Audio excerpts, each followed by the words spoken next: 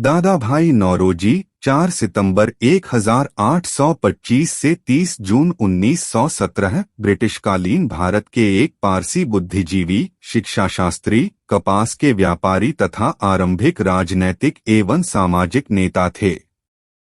उन्हें भारत का वयोवृद्ध पुरुष कहा जाता है। 1892 से 1895 तक वे यूनाइटेड किंगडम के हाउस ऑफ कॉमन्स के सदस्य MP थे। उनकी शादी 11 साल की उम्र में गुलबाई से हुई थी। 30 जून 1917 को 91 साल की उम्र में बॉम्बे में उनका निधन हो गया। दादा भाई नौरोजी रोड, मुंबई की एक विरासत सड़क का नाम उनके नाम पर रखा गया है, जैसे कि कराची, पाकिस्तान में दादा भाई नौरोजी रोड और लंदन के फिन्सबरी क्षेत्र में नौरोजी स्ट्रीट हैं। दिल्ली के दक्षिण में केंद्रीय सरकारी कर्मचारियों के लिए एक प्रमुख आवासीय कॉलोनी का नाम भी नौरोजी नगर है।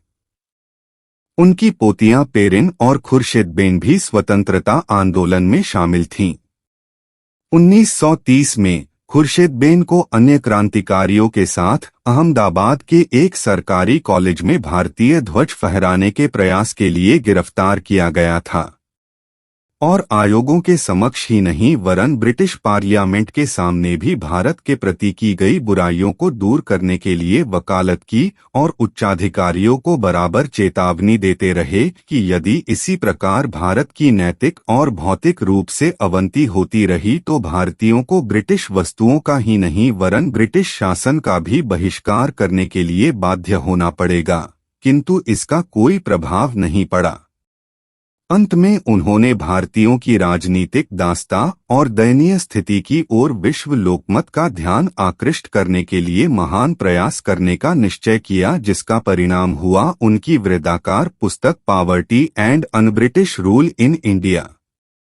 इसमें बहुत से लेख, भाषण, निबंध और उच्चाधिकारियों से पत्र व्यवहार तथा समितियों और आयोगों के समक्ष दी गई उनकी गवाहियां तथा कितने ही महत्वपूर्ण अधिनियमों और घोषणाओं के उद्धरण थे।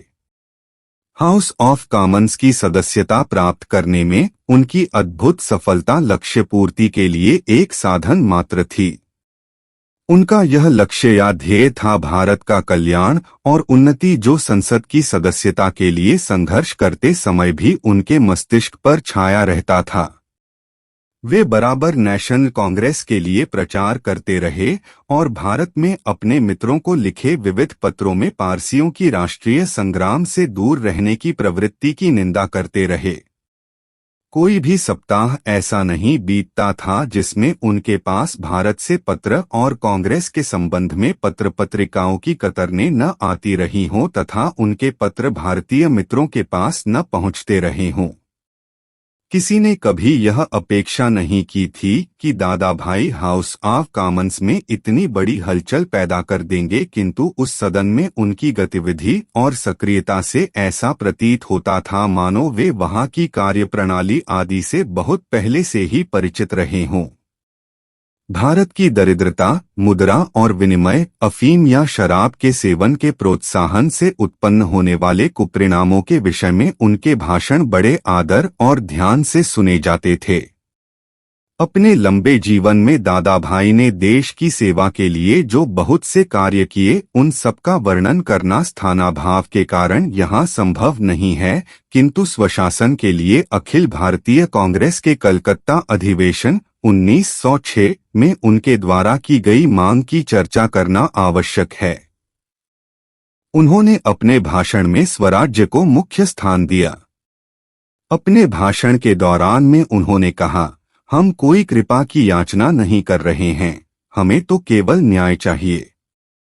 आरंभ से ही अपने प्रयत्नों के दौरान में मुझे इतनी असफलताएं मिली हैं जो एक व्यक्ति को निराश ही नहीं बल्कि विद्रोही भी बना देने के लिए पर्याप्त थीं, पर मैं हताश नहीं हुआ हूं और मुझे विश्वास है कि उस थोड़े से समय के भीतर ही, जब तक मैं जीवित हूं, सद्भावना, सच्चाई तथा सम्मान से परिपूर्ण स्वायत्त शासन की मांग को परिपूर्ण करने वाला संविधान भारत के लिए स्वीकार कर लिया जाएगा। उनकी यह आशा उस समय पूरी हुई जब वे सार्वजनिक जीवन से अवकाश ग्रहण कर चुके थे। पूर्व और पश्चिम में कांग्रेसी कार्यकर्ता तथा उनके मित्र भारत की नई पीढ़ी की आशाओं के अनुसार संवैधानिक सुधारों को मूर्त रूप देने के लिए प्रस्ताव तैयार करने में व्यस्त थे। परंतु 20 अगस्त 1917 की घोषणा के 2 महीने पूर्व दादाभाई की मृत्यु हो चुकी थी। इस घोषणा के द्वारा प्रशासनिक सेवाओं में अधिकाधिक भारतीय सहयोग तथा ब्रिटिश साम्राज्य के अंतर्गत क्रमश भारत में उत्तरदायी शासन के विकास के लिए मार्ग प्रशस्त हुआ। इस प्रकार भारत के इस वयोवृद्ध नेता ने जो मांग की थी, उसकी बहुत कुछ पूर्ति का आश्वासन मिल गया।